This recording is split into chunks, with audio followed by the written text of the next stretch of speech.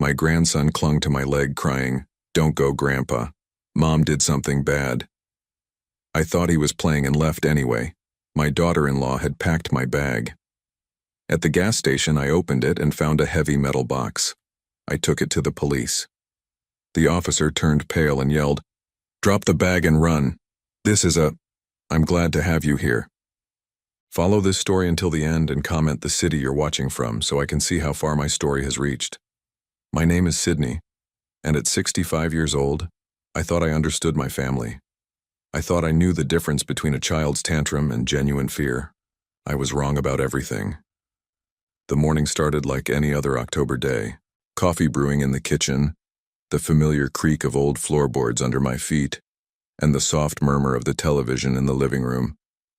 I had been living with my son Gregory and his wife Jolene for 2 years now, ever since Martha passed. It wasn't the retirement I had planned, but grief has a way of reshaping all your expectations. I was folding clothes in my bedroom when Alan burst through the door. My 8-year-old grandson's face was flushed red, his small chest heaving like he had run a marathon. The sight stopped me cold. "Grandpa, you can't go," he said, his voice high and strained. "Please, please don't take that suitcase." I set down the shirt I was holding and knelt to his level. Alan had always been my shadow, following me around the house, asking endless questions about everything from why grass grows to how airplanes stay in the sky. But this wasn't curiosity. This was panic. "What's wrong, buddy?" I asked, reaching out to smooth his messy brown hair. "It's just a trip to spread Grandma's ashes, remember? We talked about this." His eyes filled with tears and he shook his head violently. "Mom put bad things in your bag. I saw her. She was whispering on the phone about making something happen to you." The words hit me like ice water. I glanced toward the doorway, half expecting Jolene to appear, but the hallway remained empty. Alan grabbed my arm with both hands, his fingers digging into my skin. "Grandpa, I'm not lying. She was talking to someone about making you go away forever." Before I could respond, Jolene's voice drifted down the hallway. "Alan, where are you, sweetheart?" My grandson's entire body went rigid. The terror in his eyes was so raw, so genuine that something twisted in my stomach. But what he was saying, it was impossible. Jolene had been nothing but helpful since I moved in. She cooked my favorite meals, reminded me to take my medications, always asked about my day. "Alan, honey, there you are." Jolene appeared in the doorway, her blonde hair perfectly styled, wearing that patient smile she always had when dealing with her son. "What are you doing bothering Grandpa Sydney?" "He's not bothering me," I said quickly, standing up. "He's just worried about my trip." Jolene's smile tightened slightly. "Oh, Alan's been having such terrible anxiety lately. Haven't you, baby?" She moved closer, placing her hand on Alan's shoulder. I felt him flinch under her touch. "The doctor says it's completely normal for children his age," she continued, her voice taking on that practiced tone she used when discussing Alan's recent behavioral changes. "Sometimes they create elaborate stories when they're feeling overwhelmed." Alan looked up at me, his eyes pleading. "Grandpa, I'm not making stories. I heard her on the phone last night. She said..." "Alan, that's enough." Jolene's voice was sharp now, though she kept her expression pleasant. "You know what we talked about regarding your imagination. Dr. Patterson said these episodes would pass if we don't encourage them." Episodes. The word sat wrong with me. 3 months ago, Alan had been a normal, happy kid. Then suddenly there were doctor visits, new medications, hushed conversations between Gregory and Jolene about behavioral issues and anxiety disorders.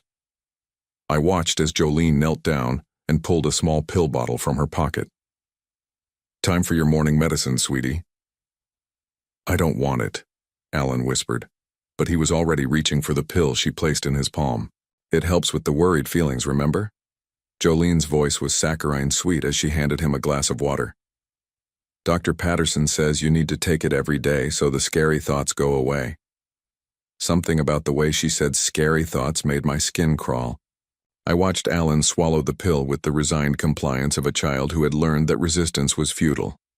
"There's my good boy," Jolene said, kissing his forehead. "Now, Why don't you go play in your room while Grandpa finishes packing?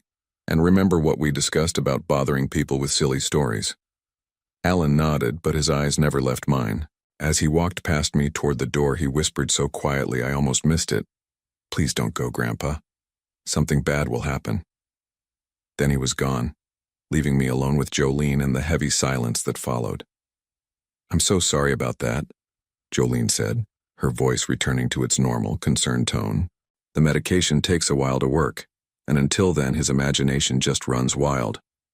Gregory and I are doing everything we can to help him through this difficult phase." I nodded slowly, but something felt off. The timing bothered me. Alan's problems had started right around the time I mentioned wanting to take this trip to scatter Martha's ashes.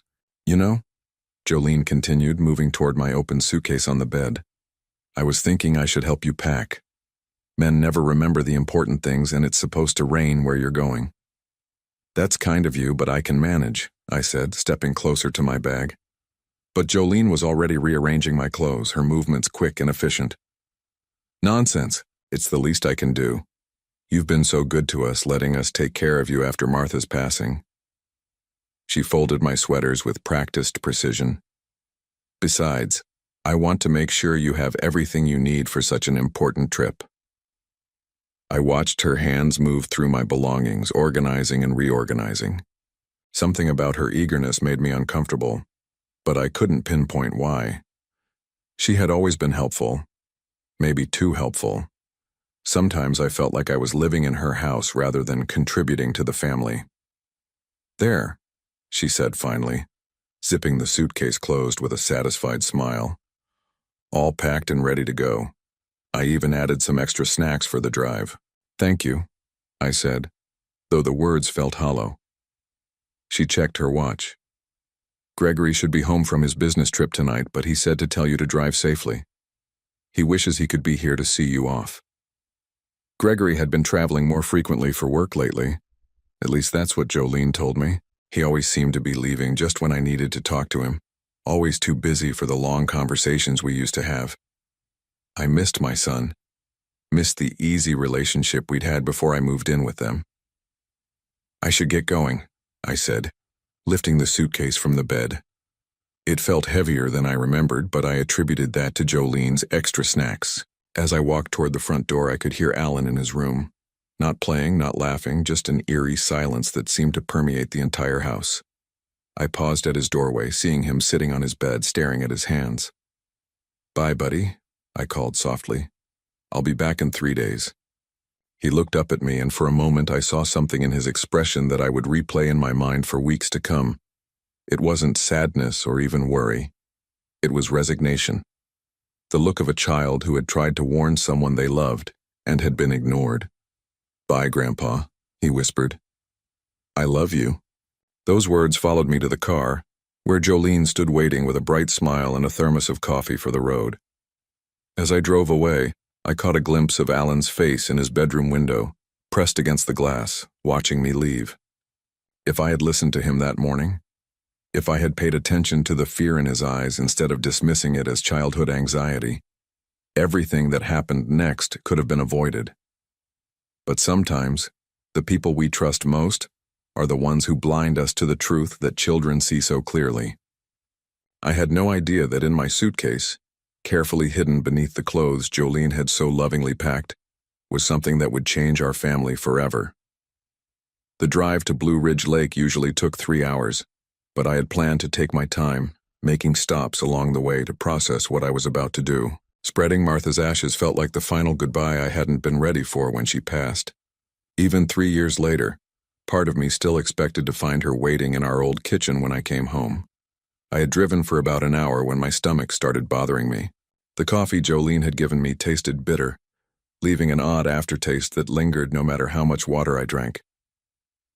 I pulled into a small gas station off Highway 35, one of those family-owned places that still had full service and a friendly wave from the owner. The October air was crisp, carrying the smell of burning leaves and the promise of winter. I filled my tank and decided to reorganize my suitcase, maybe grab some antacids from inside the station. My stomach was churning in a way that had nothing to do with grief. I popped the trunk and unzipped my bag, looking for the small travel pharmacy I always carried. Martha used to tease me about it, calling me her walking drugstore. But after 65 years, you learn that a little preparation goes a long way. That's when I felt it. Something hard and heavy wrapped in my blue sweater, the one Martha had knitted for my 60th birthday. My fingers traced the outline of whatever was beneath the wool, and my blood ran cold. This wasn't anything I had packed. With trembling hands, I unwrapped the sweater, revealing a metal container about the size of a shoebox. It was crudely welded, with wires protruding from one end and what looked like a timer attached to the top. Even with my limited knowledge of such things, I knew immediately that this wasn't supposed to be in my luggage. I stepped back from the car, my heart hammering against my ribs. The parking lot suddenly felt too quiet, too exposed. A few other customers were pumping gas, going about their normal Saturday routines, completely unaware of what I had just discovered. My hands shook as I pulled out my cell phone, but who do you call in a situation like this? 911 seemed dramatic, but what if I was overreacting? What if this was some kind of elaborate joke, though I couldn't imagine who would find this funny or why? Then I remembered Alan's face, the terror in his eyes when he begged me not to go, the way he had whispered about his mother putting bad things in my bag, the medication that made him compliant and quiet, the stories Jolene dismissed as imagination. My grandson hadn't been lying. I looked around the gas station and spotted an older man in work clothes filling up a pickup truck. Something about his posture, the way he carried himself, reminded me of the veterans I had known over the years. "Excuse me," I called out, my voice more steady than I felt. "Could I ask you something?" He looked up, his weathered face friendly but alert. "Sure thing. What can I help you with?" I gestured toward my open trunk, keeping my voice low. "I found something in my luggage that I didn't pack, and I'm not sure what it is. Would you mind taking a look?" His expression immediately became more serious. "What kind of something?" "Metal box, wires, looks like it has some kind of timer on it." The man's face went pale. He was beside me in 3 quick strides, looking into my suitcase without touching anything. I watched his Adam's apple bob as he swallowed hard. "Sir, we need to get everyone away from here right now," he said quietly. "I did 2 tours in Afghanistan, and that looks like an improvised explosive device." The words hit me like a physical blow. Explosive device. Someone had put something dangerous in my luggage, something that could have hurt innocent people. Someone who knew I would be driving alone on empty highways, stopping at small places like this. "Are you sure?" I whispered, though I already knew the answer. "Sure enough that we need to call the police immediately and clear this area." He was already walking toward the station, motioning for other customers to move their cars. "Sir, you need to step away from your vehicle and call 911.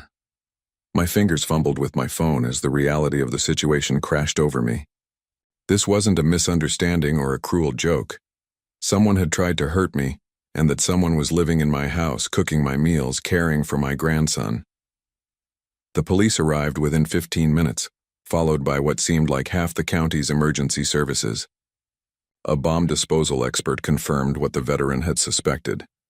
The device was real, functional, and set to activate within the next 2 hours. I sat in the back of a police cruiser, watching through the window as men in protective suits carefully examined my belongings. Everything I had packed for this trip, every memento I was bringing to honor Martha's memory, was now evidence in a criminal investigation. Detective Maria Santos, a woman in her 40s with kind eyes and a no-nonsense attitude, sat down across from me in the station's interview room an hour later. She had a thick file in her hands and the expression that told me this conversation was going to change everything. "Mr. Holloway," she began, her voice gentle but serious, "we need to talk about who had access to your luggage and when it was packed." I told her everything I could remember about the morning, Jolene's insistence on helping me pack, the way she had rearranged my belongings, Alan's desperate pleas for me not to go. With each detail, Detective Santos's expression grew more grim. "Tell me about your daughter-in-law," she said. "Has she exhibited any unusual behavior lately? Money problems, strange phone calls, people coming to the house you didn't recognize?" That's when the pieces started falling into place. The hushed conversations that stopped when I entered a room. The way Jolene always seemed to be managing the household finances, telling Gregory and me that she had everything under control. The visitors she claimed were friends from work who never stayed long enough for proper introductions.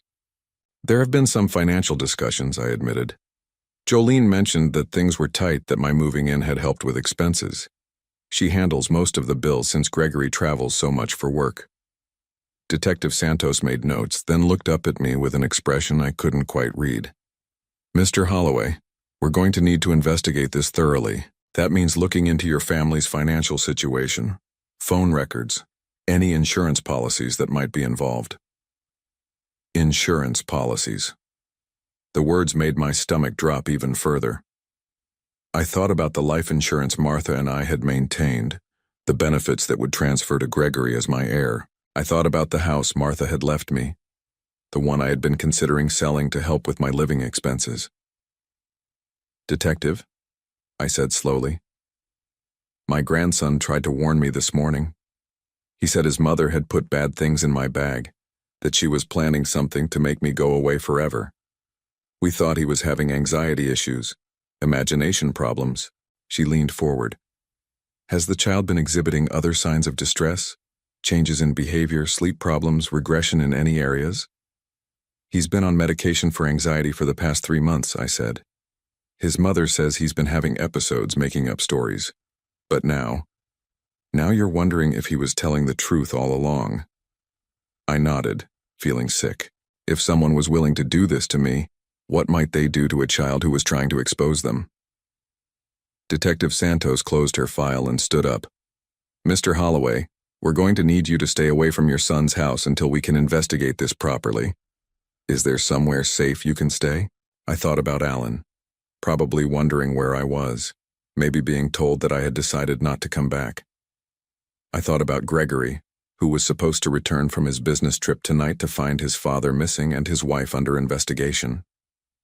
But mostly I thought about my brave little grandson who had tried to save my life and hadn't been believed by the one person who should have protected him. Detective, I said, my voice stronger than it had been all day. I want to help you catch whoever did this, and I want to make sure my grandson is safe. She nodded. We're going to do everything we can, Mr. Holloway, but I need you to understand that this investigation is going to turn your family's life upside down.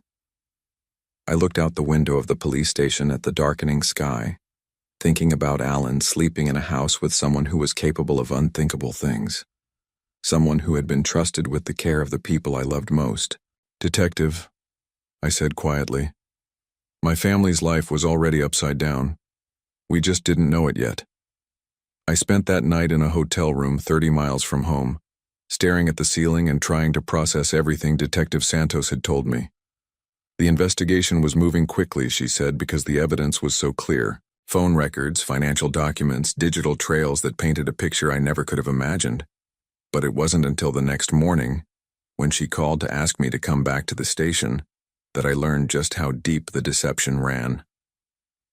Mr. Holloway, Detective Santos said, gesturing for me to sit down across from her desk. We've uncovered some information about your daughter-in-law's activities that you need to know about. She opened a thick folder and pulled out several documents. Bank statements, printouts of online transactions, and what looked like insurance paperwork. The sight of it all made my stomach turn. Jolene has been living a double life, the detective began. For the past 18 months, she's been involved in online gambling. High-stakes poker games, sports betting, cryptocurrency investments that went bad. She's accumulated debts totaling approximately $150,000. The number hit me like a physical blow. $150,000. That was more money than Gregory made in 2.5 years. How had she hidden something like that? But that's not all, Detective Santos continued. She's been systematically taking out loans and credit cards using your personal information and Gregory's. She forged signatures, used your social security number, created false documents showing income that doesn't exist. I felt dizzy. How is that possible? I never signed anything.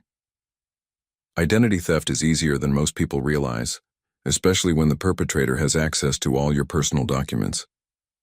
She pulled out another sheet of paper. This is a life insurance policy taken out on you 6 months ago. $500,000 with Jolene listed as the primary beneficiary. My hand started shaking. But Gregory is my son. He should be. That's what we thought too. But look at this signature. She pointed to the bottom of the page. It was supposed to be mine, but the handwriting was slightly off. The way someone writes when they're copying rather than signing naturally. She forged my signature? Multiple times. Insurance policies, loan applications, even a will that would have superseded any existing estate planning you've done. Detective Santos leaned back in her chair. Mr. Holloway, if her plan had worked, Jolene would have inherited everything. Your pension, your wife's life insurance payout, the house Martha left you, everything. I thought about Martha's house, the little blue cottage we had shared for 37 years. The one I had been considering selling to help with expenses, to contribute more to Gregory and Jolene's household. The house that held every memory of my marriage, every moment of happiness I had built with the woman I loved. There's more, the detective said gently. We've been monitoring phone calls and discovered that Jolene has been in contact with several individuals with criminal backgrounds. Loan sharks, essentially. People who don't accept late payments or excuses. You mean she borrowed money from dangerous people? Exactly. And when she couldn't pay them back, they started threatening her family. Your family. Detective Santos pulled out a transcript of a phone call.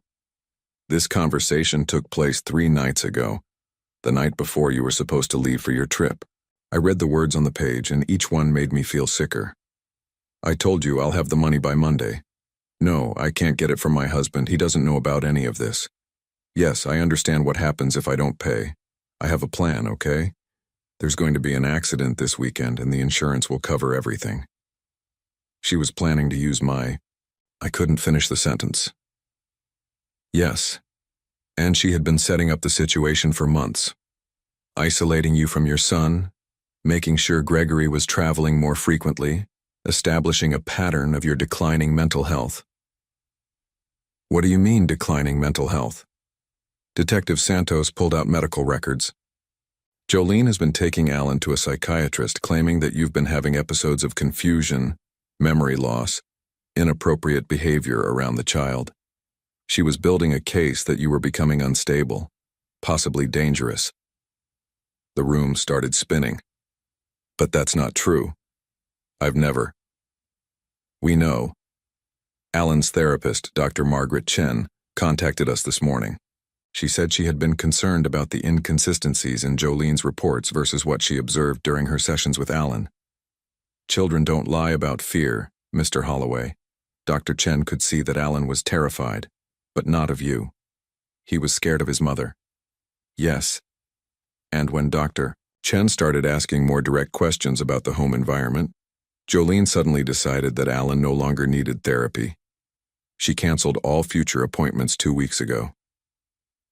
I buried my face in my hands. All those months of watching Alan become more withdrawn, more anxious, more compliant. The medications that made him sleepy and quiet. The way he would flinch when Jolene entered the room.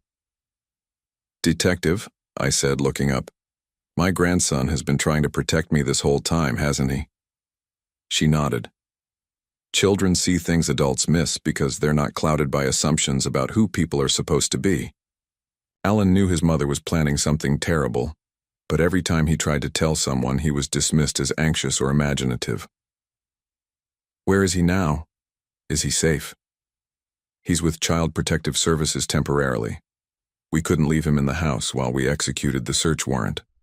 Gregory was contacted at his hotel in Chicago and is driving back as we speak. Gregory. My son, who had been manipulated just as much as I had, who thought he was married to a woman struggling with financial stress, not someone capable of elaborate schemes and dangerous plans. How much does Gregory know? I asked. We spoke with him briefly over the phone. He was. Shock doesn't begin to cover it. He had no idea about the gambling, the debts, the forged documents. He thought Jolene was managing their finances responsibly. Detective Santos closed the folder and looked at me with something like sympathy. Mr. Holloway, there's something else you need to know. When we searched your house this morning, we found evidence that Jolene has been drugging you. Drugging me? Small amounts of sedatives in your coffee, your food. Nothing that would be immediately noticeable, but enough to make you more compliant, more trusting, less likely to question things that seemed off. I thought about all those mornings when I felt unusually tired, the afternoons when I couldn't quite focus on conversations, the way I had started accepting Jolene's explanations for things without pushing back. I had attributed it to aging, to grief, to the normal adjustments of living in someone else's home. She was controlling my ability to think clearly? It appears so. The substances we found are the same ones she was giving to Alan, just in different dosages. She was managing both of you, keeping you both just confused enough to not interfere with her plans. A cold rage started building in my chest. This woman had been poisoning my grandson. She had been systematically destroying my family while pretending to care for us. And she had almost succeeded. "Detective Santos," I said, my voice steadier than I felt. "What happens now?" "Now we arrest Jolene Patterson on charges of attempted harm, fraud, identity theft, and child endangerment. The district attorney believes we have enough evidence for a conviction that will put her away for a very long time." I thought about Alan, probably scared and confused, wondering where everyone was, and why his world had suddenly changed. I thought about Gregory driving through the night to come home to a reality he never could have imagined. "When can I see my grandson?" "We're hoping to arrange that later today. Dr. Chen has agreed to be present to help Alan process what's happening. He's going to need a lot of support to understand that none of this was his fault." As I left the police station that afternoon, I felt something I hadn't experienced in months. Clarity. The fog that had been clouding my judgment. The fatigue that had been slowing my thoughts. The general sense of confusion that I had blamed on age and grief. All of it had been artificially induced by someone I had trusted. But more than that, I felt a fierce determination to make things right for Alan. My brave little grandson had tried to save my life, and in return I was going to make sure he never had to live in fear again. The truth was finally coming to light, but I knew the hardest part was still ahead of us.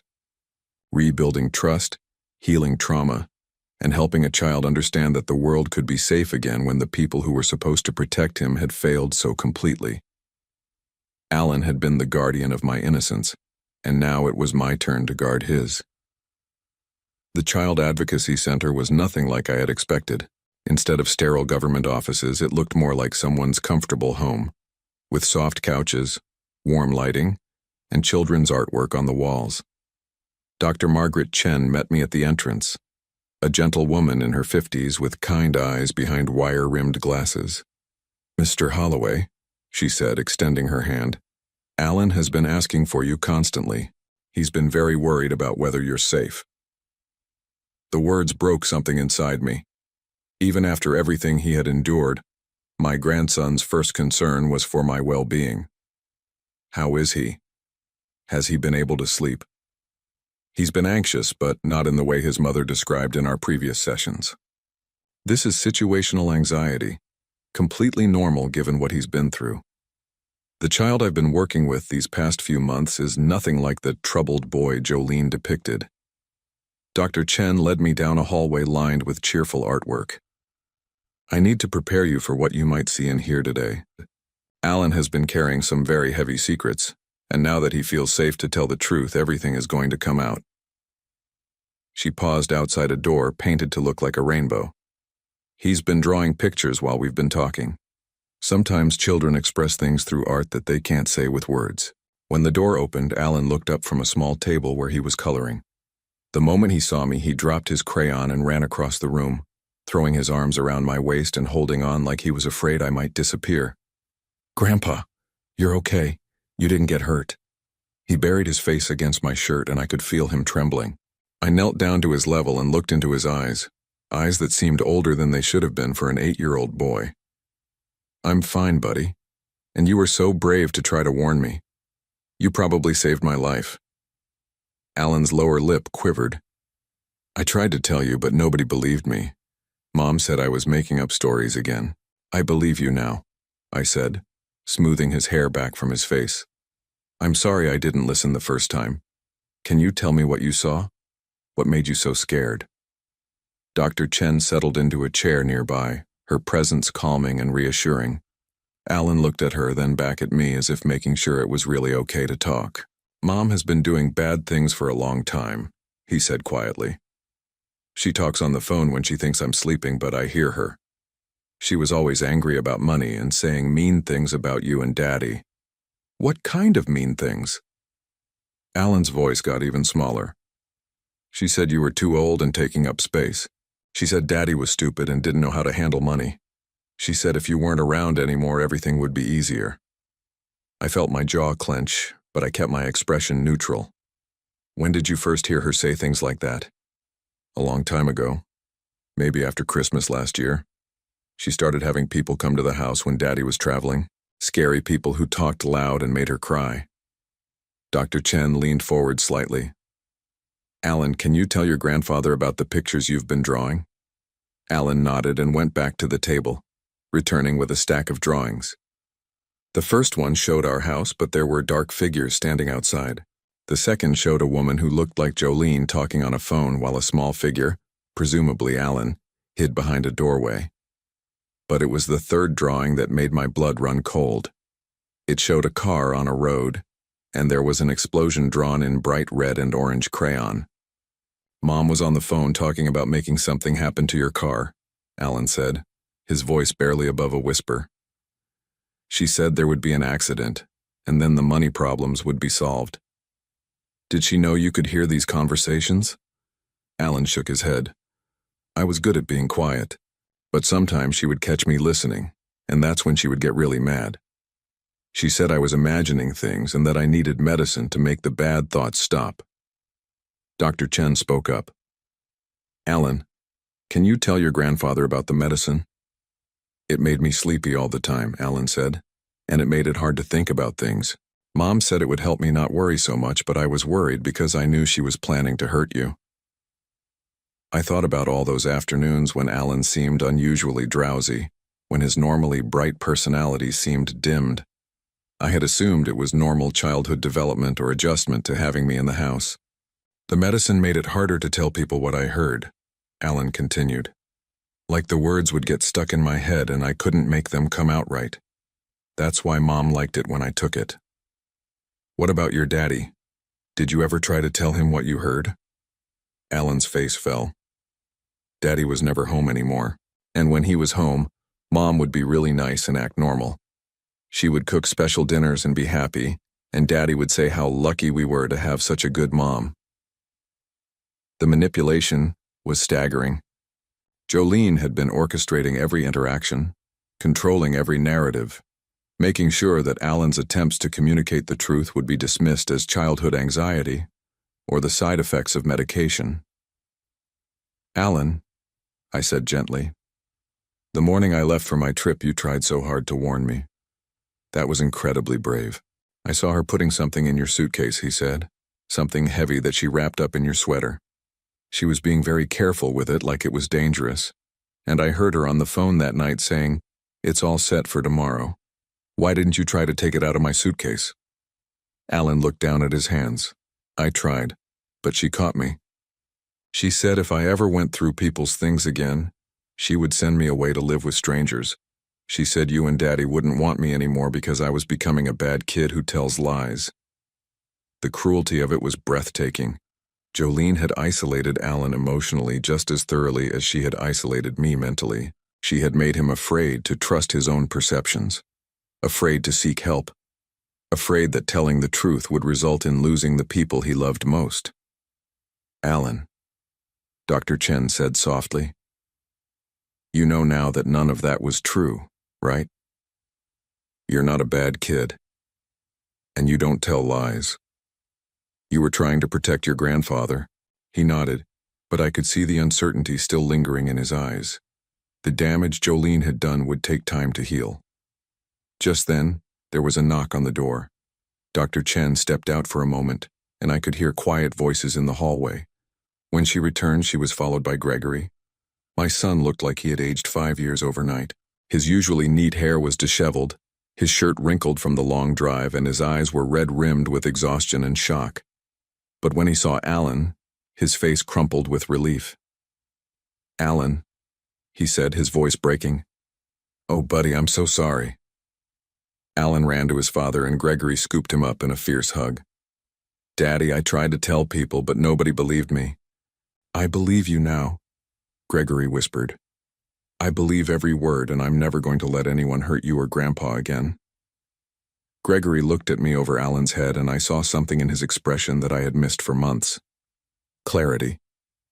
The fog of manipulation had lifted for him too, and he was seeing our family situation with fresh eyes. "Dad," he said, his voice thick with emotion, "I'm so sorry. I should have seen what was happening. I should have protected both of you." "You couldn't have known," I said. "She fooled all of us." But even as I said it, I knew that wasn't entirely true. Alan had known. Children have an intuition that adults often lose, an ability to sense danger even when they can't articulate what they're feeling. Dr. Chen cleared her throat gently. "I think this is enough for today. Alan has been very brave, and he needs some time to process everything that's happening. But I want you both to know that he's going to be okay. Children are resilient, and with the right support, he'll recover from this." As we prepared to leave, Alan tugged on my sleeve. "Grandpa, are you going to come live with us again?" I looked at Gregory, and he nodded immediately. "Of course he is. We're going to be a real family now, buddy. No more secrets, no more lies, no more being scared." Walking out of the Child Advocacy Center with my son and grandson, I felt something I hadn't experienced in months. Hope. The truth had finally come to light, thanks to the courage of a little boy who refused to stop trying to protect the people he loved. Alan had saved my life, but more than that, he had saved our family, and now it was our turn to save his childhood, to give him back the security and innocence that had been stolen from him by someone who was supposed to love and protect him. The arrest happened on a Tuesday morning. I wasn't there to see it, but Detective Santos called to let me know that Jolene had been taken into custody at her workplace, a small accounting firm where she had been embezzling money for the past 8 months. Even there, surrounded by numbers and financial records, she had been living a lie. Gregory, Alan, and I were staying at my old house, Martha's house, the little blue cottage that Jolene had tried to claim through forged documents. It felt strange being back in the rooms where Martha and I had shared 37 years of marriage, but it also felt like coming home. Alan had taken immediately to the place, exploring every corner with the curiosity that had been suppressed for so long. "Grandpa, why do you have so many pictures of Grandma Martha?" he asked that morning, standing in front of the mantel where dozens of photographs chronicled our life together. "Because she was the most important person in my world," I told him. "And now that she's gone, the pictures help me remember all the happy times we had." Alan studied one particular photo, Martha and me on our 25th wedding anniversary, both of us laughing at something I couldn't even remember now. "Do you think she would have liked me?" The question broke my heart. "Alan, she would have loved you more than anything in the world. She always wanted grandchildren." Gregory looked up from the legal documents he was reviewing at the kitchen table. We had spent the past 3 days sorting through the financial mess Jolene had created, trying to understand the full scope of her deception. The forged loans alone totaled nearly $200,000. "Dad," Gregory said, his voice heavy with exhaustion, "the lawyer thinks we can get most of this straightened out. The banks will have to eat the losses on the fraudulent accounts, and your credit can be restored once we prove identity theft." But I knew that money was the least of our problems. The real damage was emotional, psychological.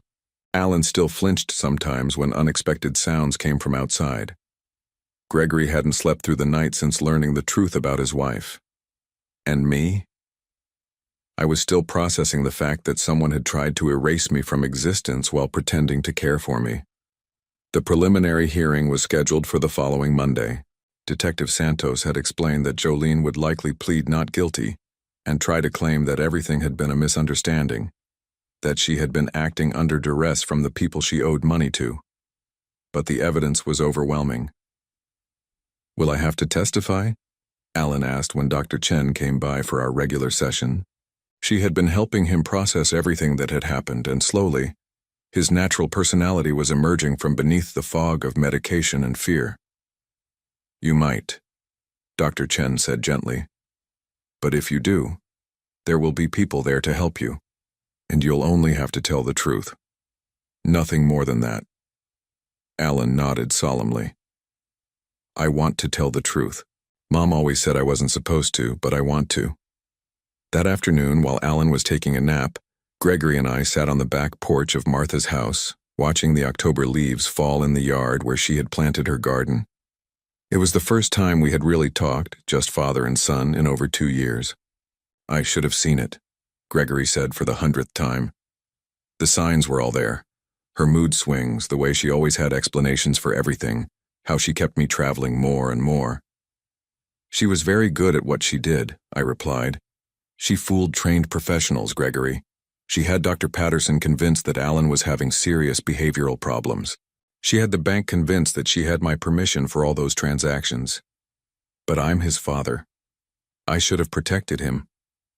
I looked at my son, seeing the guilt eating away at him.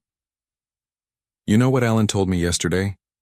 He said that even when he was scared of his mother, he never stopped believing that his daddy loved him. That kept him going, Gregory. That gave him the strength to keep trying to warn us." Gregory's eyes filled with tears. "I miss so much. His first loose tooth, the school play where he had 3 lines as a tree, the night he had that bad dream and wanted his daddy, but I was in Phoenix on a business trip that probably wasn't even necessary. But you're here now," I said. "And that's what matters." The truth was, we were all learning how to be a family again. Real conversations instead of the carefully managed interactions Jolene had orchestrated. Meals where we actually talked instead of sitting in the strained silence that had become normal. Bedtime stories for Alan without the anxiety medication that had kept him compliant and drowsy. It was during one of these bedtime stories that Alan asked the question I had been dreading. "Grandpa, is my mom going to come back?" I looked at Gregory, who nodded for me to answer honestly. We had decided that Alan deserved the truth, age-appropriate but complete. "Your mother made some very serious mistakes," I said carefully. "She hurt people and broke laws, and when adults do that, they have to face consequences. She's going to have to stay in a place where she can't hurt anyone for a long time." "Will she be in jail?" "Yes, she will." Alan was quiet for a long moment, processing this information. Finally, he said, "Is it bad that I'm not sad about that?" "No, buddy, it's not bad. You're allowed to feel however you feel. Your mother scared you and made you feel unsafe. It's normal to feel relieved when someone who hurt you can't hurt you anymore. But she's still my mom. She is. And someday when you're older, you might want to talk to someone about what that means for you. But right now your job is just to be a kid and feel safe." The trial proceedings moved faster than anyone expected. Jolene's lawyer tried to negotiate a plea deal, but the district attorney's office was pushing for serious charges given the premeditated nature of her actions and the involvement of a child. The attempted harm charges alone carried a potential sentence of 15 to 20 years. During one of the pretrial conferences, Detective Santos pulled Gregory and me aside. "Jolene is claiming that she never intended for anyone to actually get hurt," she said. "Her story is that she was just trying to scare Sydney into giving her access to his finances willingly, that the device was never meant to actually function." "But it was functional," I said. "The bomb squad confirmed that." "We know. And we have recordings of her phone calls discussing the timing and location to maximize impact. But she's going to try to paint herself as a victim of circumstance, a desperate mother who made poor choices under pressure." Gregory shook his head. "She drugged her own child. She isolated my father from his family. She forged documents for months. That's not desperation, that's calculated cruelty." "We agree," Detective Santos said. "And we believe the jury will too.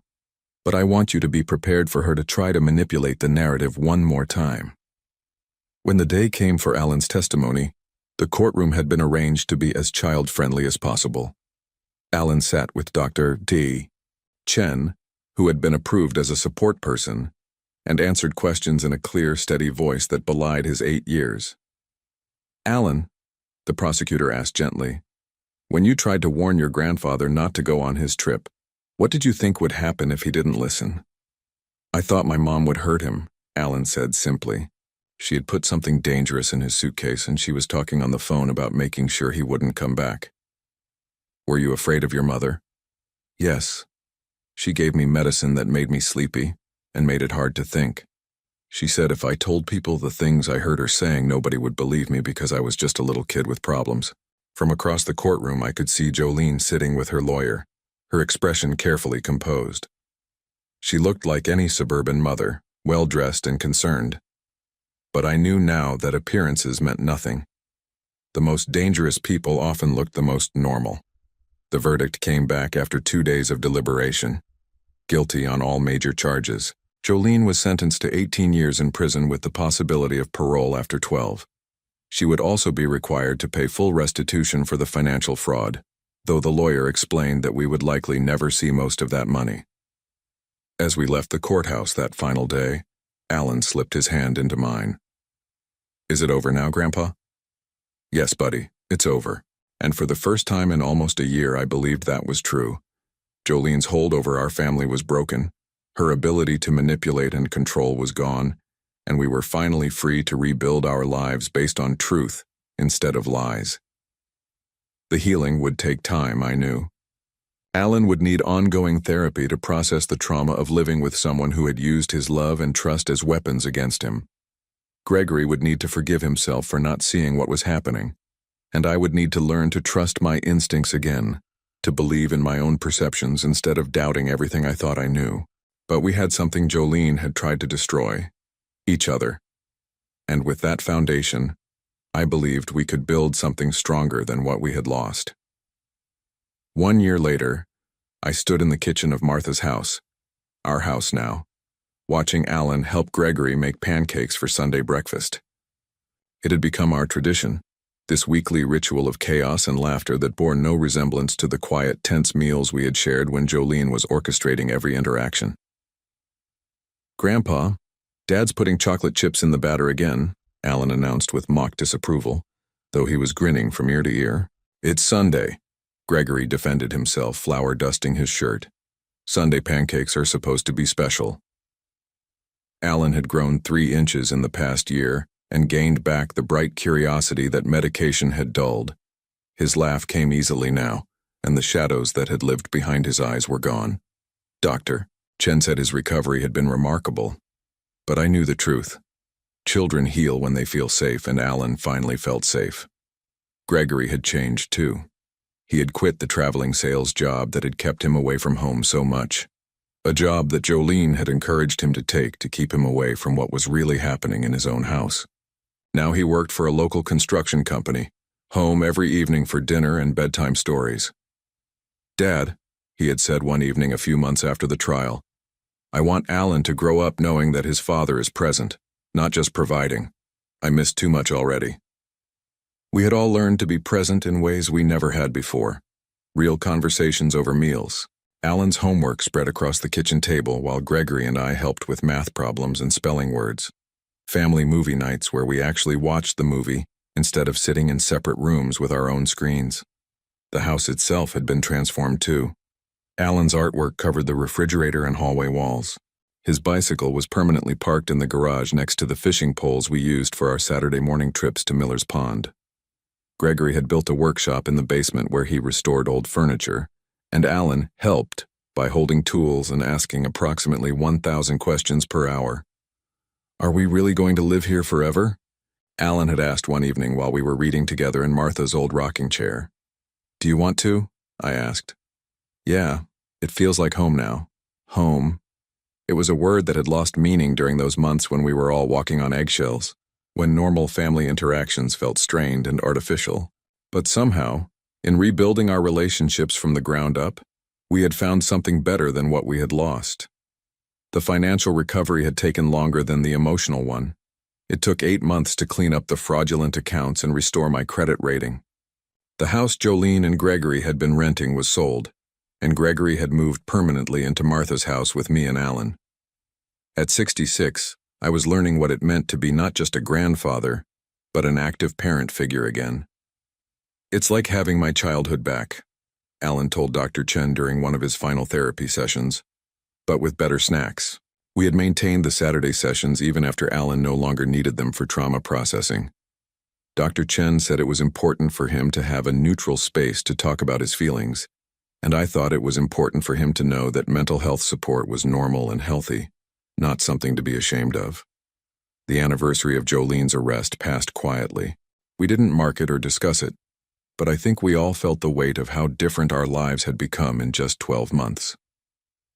Alan was thriving in school, making friends easily, and bringing home stories of playground adventures and classroom jokes. Gregory was coaching Alan's little league team and attending every school event he had missed during the years of business travel. And me? I was learning to trust my instincts again. When something felt off, I paid attention instead of dismissing my concerns. When Alan seemed upset about something, I listened instead of assuming he was being dramatic. When Gregory looked stressed, I asked direct questions instead of hoping someone else would handle it.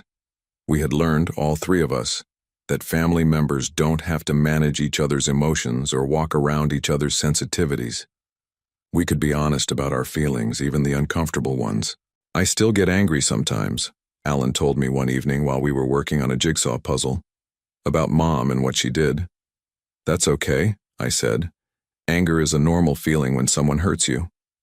Dr. Chen says it's okay to be mad at someone and still love them at the same time. Dr. Chen is right. You can love your mother and still be angry about the choices she made. Those feelings don't cancel each other out. Alan nodded thoughtfully, fitting a puzzle piece into place. I think maybe I'll write her a letter someday. Not now, but when I'm older and I know what to say. That sounds like a good plan. We had received 2 letters from Jolene during her first year in prison. Gregory had read them first, then decided they were manipulative attempts to rewrite history and hadn't shared them with Alan. She was seeking sympathy, painting herself as a victim of circumstances beyond her control, and suggesting that she had been trying to protect the family from financial ruin. She's still lying, Gregory had said after reading the second letter. Even now, even after everything, she can't take responsibility for what she did. I wasn't surprised. People who are capable of the level of manipulation Jolene had maintained don't suddenly develop insight and accountability just because they face consequences, but her inability to change didn't affect our ability to heal.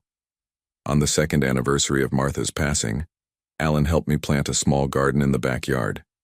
We chose flowers that bloomed at different times throughout the year, so there would always be something beautiful growing in the space Martha had loved. Do you think Grandma Martha would be proud of us? Alan asked as we patted soil around the bulbs that would become daffodils in the spring. I looked at our little family, Gregory building a tree swing in the old oak tree, Alan with dirt under his fingernails and joy in his eyes, the house alive with warmth and laughter again. I think she would be amazed by how strong and brave you are, I told him, and I think she would be proud that we found our way back to each other. That evening, after Alan was asleep and Gregory was reading in the living room, I sat in Martha's rocking chair and thought about the journey that had brought us to this place. 1.5 years ago, I had been a lonely widower living in someone else's house, slowly losing my sense of self under the influence of drugs I didn't know I was taking. Alan had been a frightened child whose attempts to protect his family were dismissed as behavioral problems. Gregory had been a man so manipulated that he couldn't see the truth about his own wife and son. Now we were something none of us had expected to become. A family unit that worked. Not perfect, not without occasional disagreements or difficult moments, but honest, and safe, and real. Alan's courage had saved us all. His refusal to stop trying to warn me, even when it cost him dearly, had ultimately exposed the truth that set us free. He had been the guardian of my innocence, protecting me from dangers I couldn't see. And in return, Gregory and I were determined to guard his childhood and make sure he never had to carry such heavy burdens alone again. As I prepared for bed that night, I found a note Alan had left on my nightstand. Grandpa, thank you for listening to me when it mattered. Love, your grandson Alan.